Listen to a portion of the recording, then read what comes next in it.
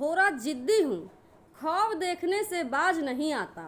थोड़ा जिद्दी हूँ, ख्वाब देखने से बाज नहीं आता और अपने सपनों को पूरा करने के लिए बिना संघर्ष किए ही हार जाऊं, यह मुझे नहीं आता। सभी साथियों को नमस्कार। आप लोगों को पता होगा कि 16 अप्रैल को शांतिपूर्ण तरीके से पटना के गर्दनी बाग में एक आंदोलन रखा गया है, जिसमें हमारी जो प्रमुख मांगे हैं वो 2023 के नियमावली से है और उसमें यदि कुछ संशोधन किया जाए तो ये हम तमाम साथियों के लिए भी बेहतर होगा।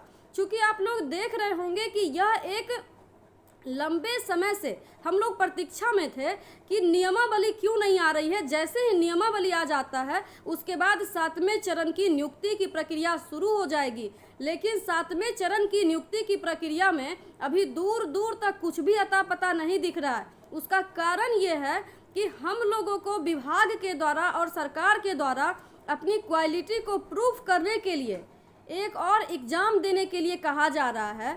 तो मेरा उनसे साफ साफ कहना है, 1,20,000 अभ्यर्थियों की तरफ से और जो पूर्व के शिक्षक हैं उन लोगों को भी इन नियमावली से आपत्ति है। तो हमारा कहना है कि आपको यदि हमारा क्वालिटी टेस्ट करना था तो ये काम आप 4 साल के बाद क्यों कर रहे हैं?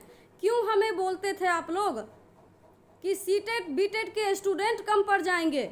इतना ज़्यादा हम लोगों के पास वैकेंट सीट है कि उतने अभ्यर्थी नहीं मिलेंगे। आप उस समय क्यों नहीं हम लोग को इंडिकेट किए कि हम आपका एग्ज़ाम लेंगे फिर हम आपको नियुक्त करेंगे? कम से कम हम लोग मेंटली प्रिपेयर होते ना। ये तो कहीं से भी उचित नहीं है। और सचिवालय से मिली जानकारी के अकॉर्डिंग आप लोगों से हम ये बताना चाहते हैं कि उनके द्वारा कहा गया है, शिक्षा विभाग के अधिकारियों के द्वारा, कि यह काम मुख्यमंत्री और उप मुख्यमंत्री के स्तर से हुआ है।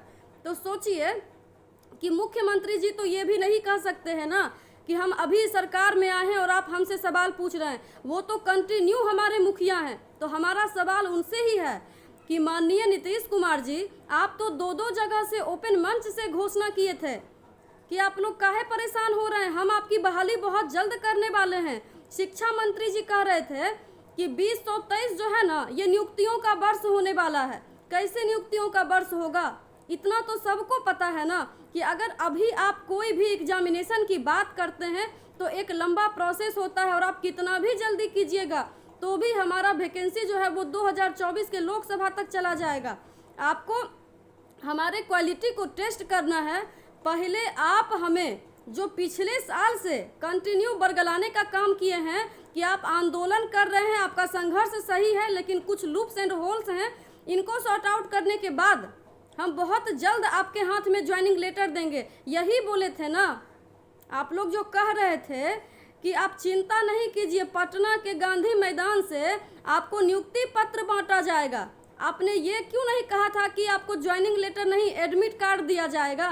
तो थोड़ा इस चीज़ को संज्ञान में लीजिए मंत्री जी।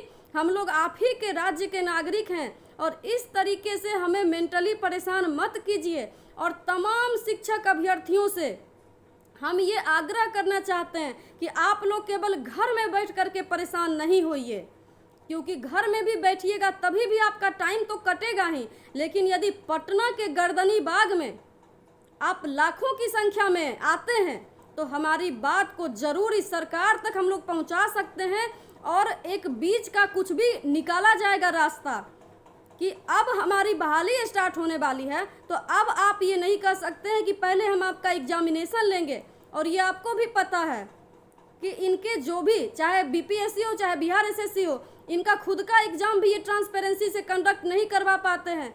तो आप हमारा और टाइम बर्बाद नहीं कीजिए, आप अपने वादे पे कायम रहिए और पहले आप हमें नियोजित कीजिए, उसके बाद आपको जो भी करना होगा कीजिएगा। क्योंकि बहुत सारे अभ्यर्थी जो हैं वो अब इस कंडीशन में नहीं है कि वो आप 2 साल और आप उनका बर्बाद कीजिए। तो तमाम साथी आप लोग कमेंट करके ज़रूर बताइएगा कि आप लोग आ रहे हैं ना, हमारी लड़ाई में आप लोग साथ देने के लिए ज़रूर आइए। हम मानते हैं कि रास्ता बहुत कठिन है, लेकिन आप लोग यदि साथ दीजिएगा तो उतना भी मुश्किल नहीं है। धन्यवाद।